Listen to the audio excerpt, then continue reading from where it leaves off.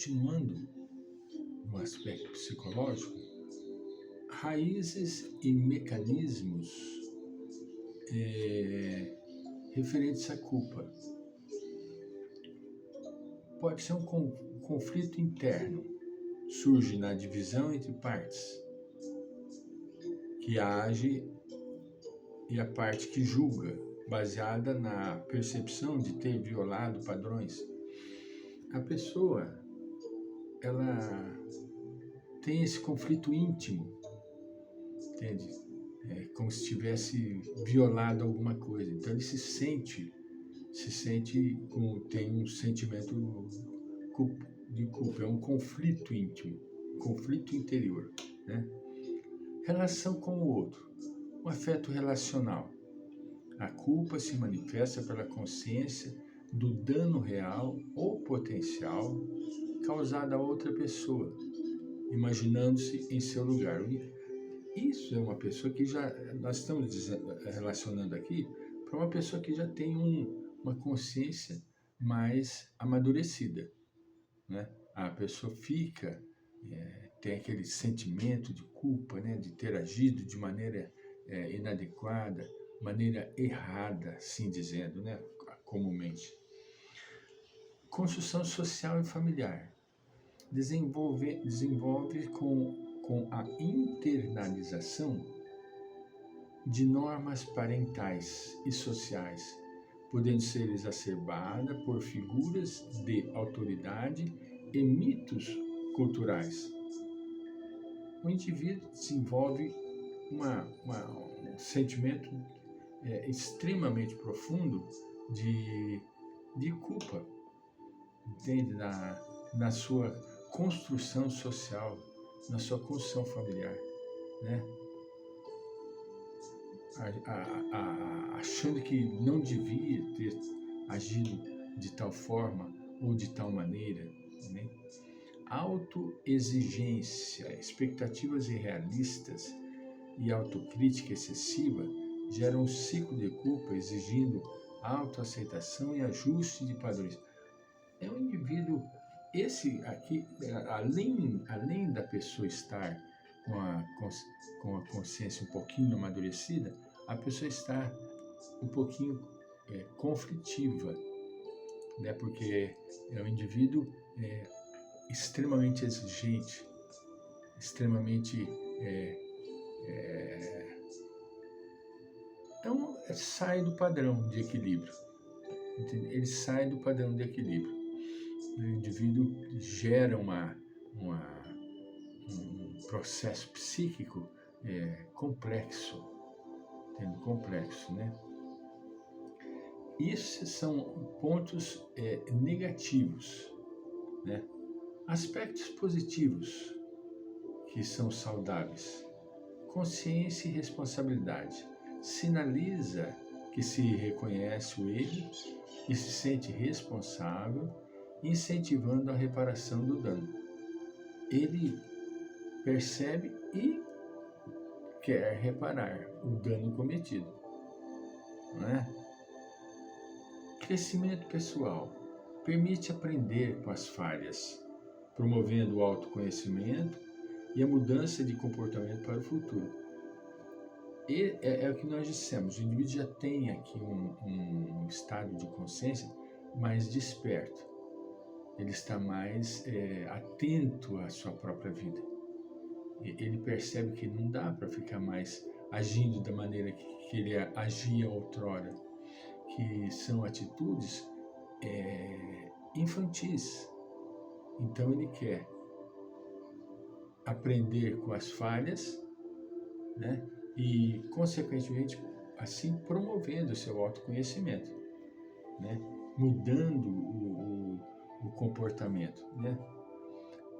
Aspectos negativos com relação à culpa. Paralisia. O indivíduo fica ruminando o erro sem agir, gerando sofrimento e inação. Ele não sai do local em que ele se encontra. O local que eu digo não é local de físico, é psíquico. né? Ele fica ruminando,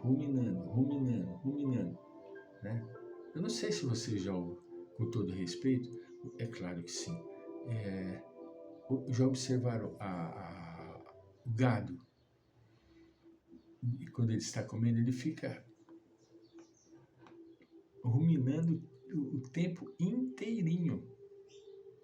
É assim o aspecto negativo, patológico, do sentimento de culpa. Ficar ruminando, né? E outro aspecto é a autocondenação. Ele fica, além de ruminar, ele fica maquinando pensamentos negativos de autodesvalorização, se desvalorizando, né? Tendo uma distorção cognitiva sobre a própria responsabilidade. Ele se derruba, ao invés dele reconhecer o erro e tomar uma atitude relativamente imediata de mudança, não, ele fica girando em círculo em torno do problema. O problema existiu, ótimo. O que nós vamos fazer agora? Nós não vamos cometer mais esse tipo de problema e vamos tocar para frente a nossa vida, não é? Carga cultural, a culpa excessiva por papéis, entende? Ou por serem pecadores sem base na realidade. Há um sentimento muito interessante é o caso da maternidade. A pessoa, ela fica com aquele excesso de culpa por ter errado com o filho. E aquilo fica num remoinho tenebroso, né? Como lidar com a culpa? Primeiro de tudo, autoconhecimento. Nossa, Francisco, você está falando sempre desse autoconhecimento, mas é a base, é a base de todo o nosso desenvolvimento psíquico, né? Identificar as crenças e expectativas que geram culpa. Muita coisa que nós cremos são coisas que já se passaram. Não dá para você ficar continuando com aquele sentimento, não é? Aquela crença, acreditando naquilo. Não, modifica. Não fica preso nisso em absoluto, não é? Outro ponto é autocompaixão. A pessoa tem que ter compaixão para consigo mesmo. Se perdoar. Entende? Se perdoar. Eu me perdoo. Eu me perdoo. Eu me perdoo. Ser gentil consigo próprio, né? Ajustar as suas expectativas. Tornar os padrões que envolvem a sua vida mais realistas e alcançáveis. Isto é fundamental. Você faz um planejamento, você planeja a sua vida de uma tal forma que você possa alcançar.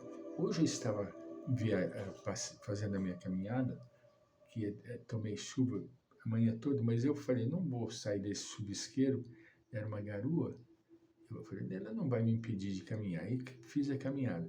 E toda vez eu passo num local onde vende muita fruta, não é? E lá estava o dono.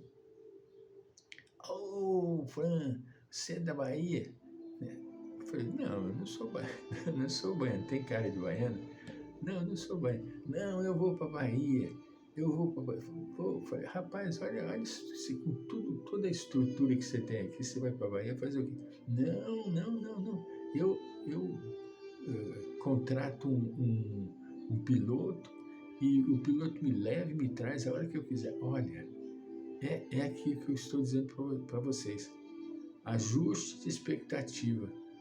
Ele está colocando uma coisa além do que ele pode realizar. Eu conheço a pessoa não tem esse cacife todo de contratar um piloto para levar e trazer. Não, aí eu vou no dia que eu quero, volto o dia que eu quero. Eu falei alguma coisa? Não, eu ouvi e simplesmente vibrei para que isso não tome corpo e forma dentro da cabeça. E toma porque a pessoa é um pouquinho desparafusada, entende? Ele acaba deixando toda a estrutura, que é uma estrutura grande de gasto que ele teve ali no local, para fazer uma ilusão, não é? Reparação e perdão. Assumir a responsabilidade, se possível, e reparar o dano, principalmente perdoando a si próprio. Principalmente perdoando a si próprio. Porque todos nós cometemos erro, todos nós vacilamos, todos nós escorregamos, e isso faz parte do nosso crescimento, né? E qual terapia que seria sugerida, Fran? A pessoa que não consegue encontrar alguém para fazer o desabafo, conversar, se ajustar numa conversa, fazer a procura de um profissional. Um psicólogo, um psicoterapeuta, uma pessoa que possa ouvir e sugerir coisas boas para o próprio crescimento da pessoa, né?